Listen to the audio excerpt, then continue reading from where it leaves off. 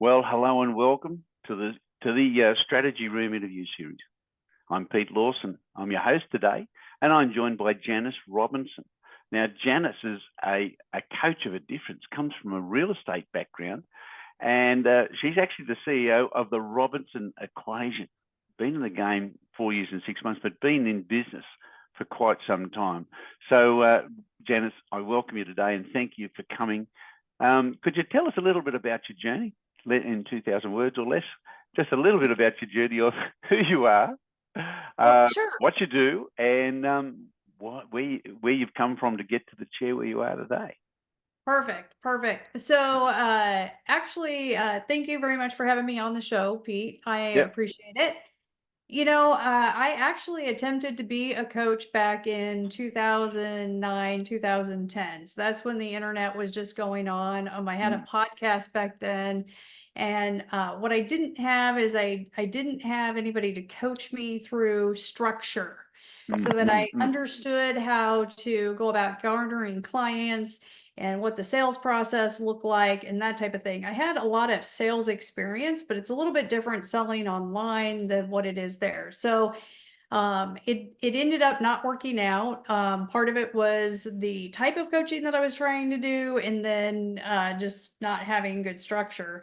So I'm like, okay, well, what can I do with myself? Because I had been a nurse before and I knew I didn't want to be a nurse. So I went and did real estate. And my first year in real estate, I only made like a third of what I made being a nurse. So it was a real pain hurt. So then after my first year, I read this guy's book. His name was Mike Ferry, and he's a real estate coach. And I'm like, I think what he says makes a lot of sense. I think I want to go coach with him.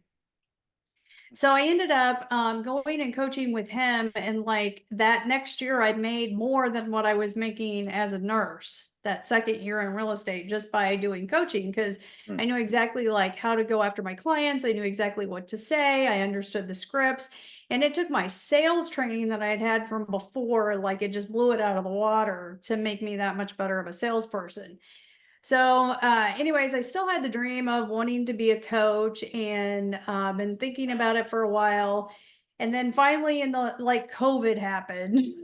And I'm like, you know what? Life's too short. It's time for me to get back and do what it is that I really love to do. Plus, since then, I'd learned some new modalities and improved my skills tremendously. So I was itching to get back at it and start doing it again. Okay. All right. You've shown me some inspiration there as to why you became a coach, but I've got to ask the question: what did, in fact, what was the wake up call that said, I want to be a coach? And the thing that inspired you to become a business coach? Yeah. So I would have to say that this happened a long time ago, back in like 2001 or 2002. So my mom was very angry with me when I was younger that I became a nurse instead of becoming a teacher. And I really didn't understand what she was too concerned about because I thought teaching was stupid, right? I don't want to teach math. I don't want to teach English. Like there's literally nothing that I want to teach that was of interest to me. And I got to go to this seminar company. It's called PSI Seminars.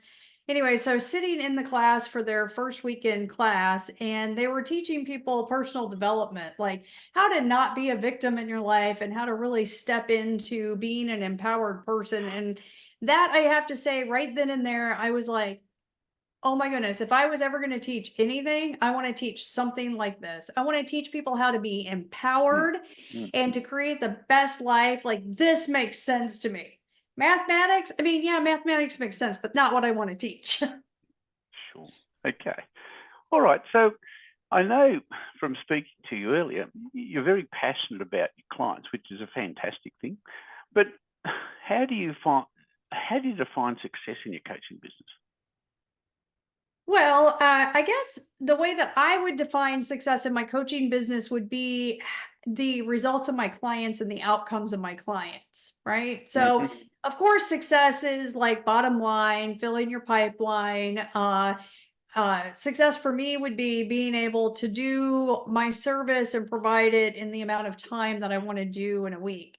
So for me personally, I want to keep my hours under, somewhere between 25 and 30 hours a week as far as coaching Yep. and the whole coaching business. And ultimately, at the end of the day, while my goals matter to me, it really matters the results that the clients get when they're working with me. That's really what inspires me to even bother doing what I'm doing. Okay. Okay. So can you share a time when things didn't go as planned in your coaching journey? Well, there's quite a few of those. Great. I remember that when I tried to do it the first time, I was really consistent as far as doing the podcast and the video cast, but it really was falling short. So what I really realized is I had this habit of marketing the wrong people. It was like if you were somebody who was absolutely not interested in coaching, I would go spend lots of time with you. I would talk with you. Meanwhile, the people who were interested in it, it was like I couldn't give them the time of day. It was like my radar system was off. And so, anyways, once I figured out that, oh, I keep trying to market the wrong people, that really helped a lot to get me on the right path. I think a lot of it though was like some kind of secret, like wanting to not be successful at it because there's like something wrong or bad about it, which is why I was going after the wrong people. I don't know. And it was really great when I finally had that breakthrough and that realization. That helped a lot. So what was the lesson learned from all that? So the lesson learned I was somebody who was really resistant to using my intuition and listening to my intuition. And so, I talk about in my coaching process that there's different types of people, and there's this new group of people that are spiritual that don't even know that they're spiritual, and so then if they're ignoring that they're actually a spiritual being, right, and they're not using their spiritual skills, then they can end up like me, where they're just doing business 101. And totally going after the wrong clients, going after the Yeah. wrong mix and not even realizing it because they're trying to avoid being spiritual, which is just who they are. And then when they work with those clients, it's going to work out a lot better for them. Okay. Excuse me for laughing there, Janis. When you said marketing the wrong people, I thought that was me. and you keep reminding yourself, you keep looking at it, they'll be okay. They really do need me. I just got to find a way to tell them. Meanwhile, 24 hours later, what am I doing here? I think they call it these days fishing in the wrong pond. Yeah, well, I just had a recent experience in the last couple of months where I went to a networking event that I hadn't been to in a really long time. Like it's probably been 7 or 8 years since I went to this networking event in my area. And I got to the event and I'm like, this is really weird. I don't want to talk to anybody. Like that's not me. Normally I can go talk to anybody, ask questions or whatever. And I'm like, I don't want to talk to anybody. And then I was like, kind of like puzzled, like, well, who do I even go sit down with? So, anyways, I finally found my table and I went and sat down and I was like trying to figure out what was going on. And I'm like, oh my goodness, I'm in a whole room of full of people that are not my people. And I was like, Yeah. oh, duh. Like once I like settled down and relaxed for a second, I'm like, oh, that's what's going on. Oh, it's just hilarious. Hey, I got to have a chat with you when we're finished here. But Janis, you're making me laugh. I've got to get back on track here. Okay. Well, okay. In your experience, what's the hardest part about being a business coach, and how do you navigate that? So I think the hardest part for me personally being a business coach was I could sell other things, but selling Yeah. my own product or my own service was the hardest thing. Like for some reason, my unique talents, abilities, and skills all needed to be given away for free. They like somehow I wasn't allowed to actually be paid Yep. to do what I'm amazing at. And Yeah. for me, like working through it, like whatever you want to call it, martyrdom or being a victim of yourself, basically it boiled down that I don't know, I thought I was going to offend people or make people mad if I actually charged for what I did.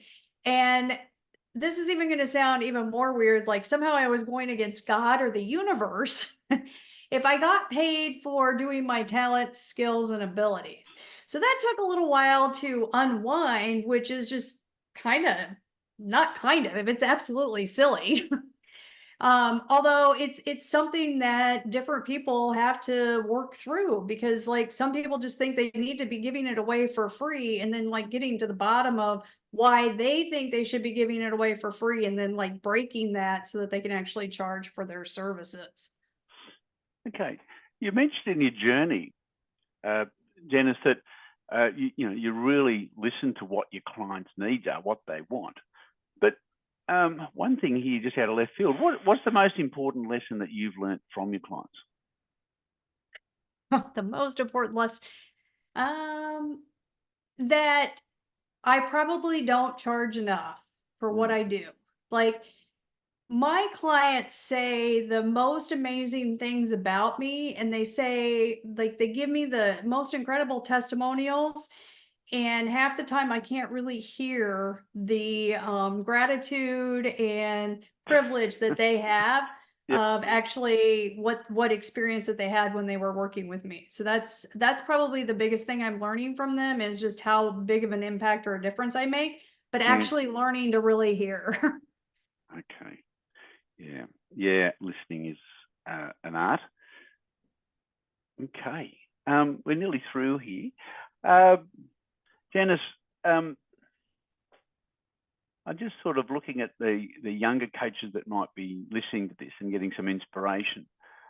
Just looking back, what's one thing that you wish you knew when you began coaching? When I originally began coach, I wish I had have known my numbers. That to me made such a huge impact when I understood the numbers that really mattered. And, I got really clear and succinct on that when I was doing the real estate job because that's so crystal clear. Yep. But, what's the difference between a prospecting activity that's actually going to generate income as compared to activities which can just be marketing or posting stuff, which is great. You want to do that, that's part of it, but it's actually having real conversations with people. And the real conversations with people are what are going to actually lead to the sales. So we can market and post all the time, but for me personally, I'm somebody that like my results happen when I actually communicate with others. Well, that's fantastic. Look, I've learned a lot today, Janis, myself, and I really appreciate you being so open with your coaching career, be it short as a full-time coach, but you've really been coaching since 2001, in essence. Because when you're in business like you are, you're coaching and don't realise it. Yeah.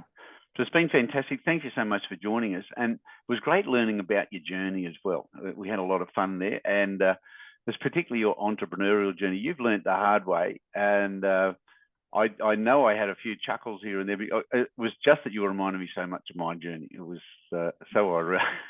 Well, thank you. I've had a pleasure. It's been fun. I hope this helps someone, and I'd love to hear how it did help them if they want to share with me. Thanks again, Janis. And to everyone watching out there, I hope you've enjoyed Janis today as much as I did, because I really had a great time. I still can't stop laughing at it. So to everyone out there, good morning, good afternoon, good evening, wherever you are. I look forward to seeing you in our next episode.